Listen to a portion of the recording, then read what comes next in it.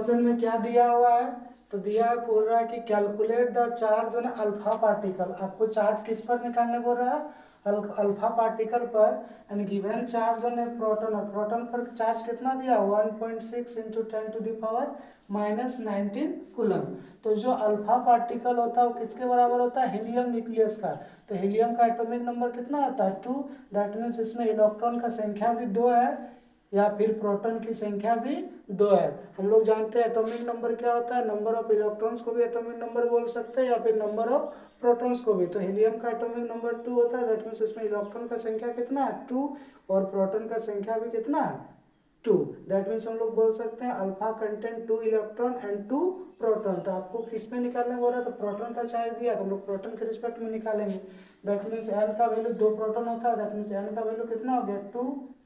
ई का value question में दिया हुआ, charge on proton basic charge कितना, 1.6 इंटू 10⁻⁻19 कूलम। तो आपसे क्या पूछ रहा है, कैलकुलेट द चार्ज। तो क्यू इक्वल टू हम लोग क्या पढ़े, एन ई। तो एन का वैल्यू कितना है, 2, और ई का वैल्यू कितना, 1.6 इंटू 10⁻⁻19 कूलम। तो दोनों को मल्टीप्लाई करेंगे तो कितना आ जाएगा, 3.2 इंटू 10⁻⁻19 कूलम।